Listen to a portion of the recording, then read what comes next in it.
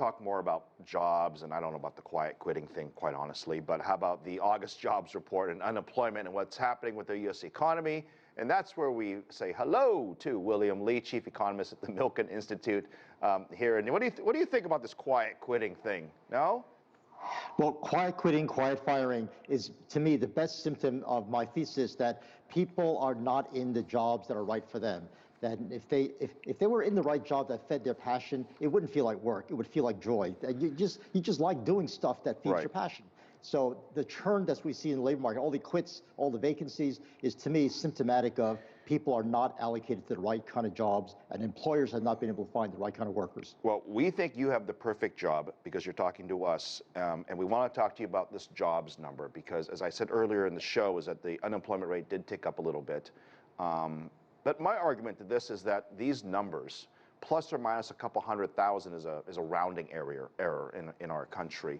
What's really going on in this country, and are we supposed to prepare for, I guess, the pain, as the Fed chair says? Are we expecting this number to get worse?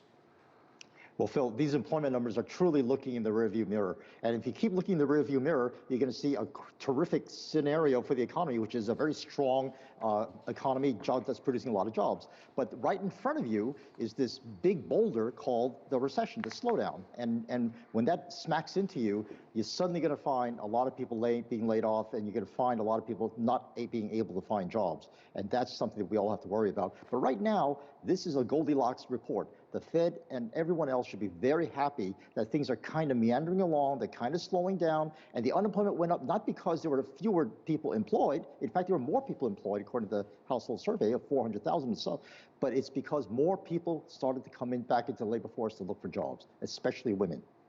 Right, and we need them to look for jobs because there are still more jobs than are people looking for jobs, apparently, in this country, and that's why the Fed is trying to slow things down. I mean, every industry I've spoken to still cannot find workers, and I think that— They cannot find the right workers. Well, right, they can find workers, but they can't find the ones that fit their needs.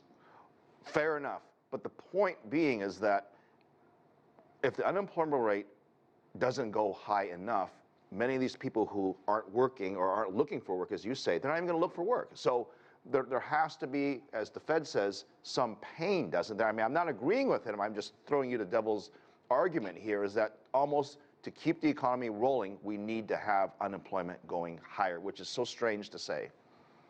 Well, the pain is already being felt because everyone's budget's being squeezed. And people are coming back into the labor market because they said, my God, I got to find a job because one salary just isn't enough to feed our family and pay for gas and rent. So more and more people are becoming dual income families, and back to that point where they thought that perhaps one person can carry it. Well, right now, because of the inflation, we have experienced a lot of pain, and that is where we're going to see the reduction in consumption come through, that people just cannot afford to buy the things they need to buy, and so they start to cut back. In a few weeks, we're going to be talking about the Fed again, well, maybe even sooner than that, but they're expected to raise rates another 50 or 75 basis points. Oh. Where do you see us going come November and December? I mean, let's look ahead a little bit. Where do you see, what are we talking about in December?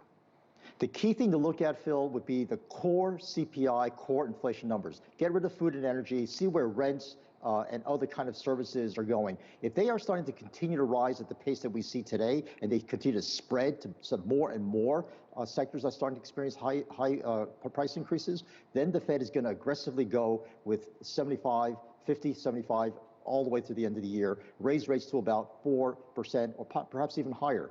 But if we start to see core inflation start to slow down, and I doubt it will, but if we suddenly see rents suddenly cool off, then there's some prayer that the Fed will pause at around 3.5%.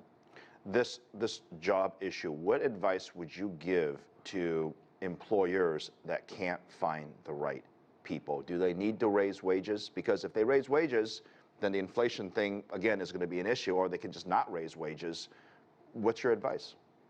The first thing you should ask yourself is, do I really need this worker, and what do I need them to do? Can I make the current workers work more productively? Can I change my business model? Can I buy more technology to have my workforce be more productive? If I really need that extra waiter, then fine. You're going to find the extra waiter by raising wages, but can you make that waiter work productively so that you don't have to pass it on in prices?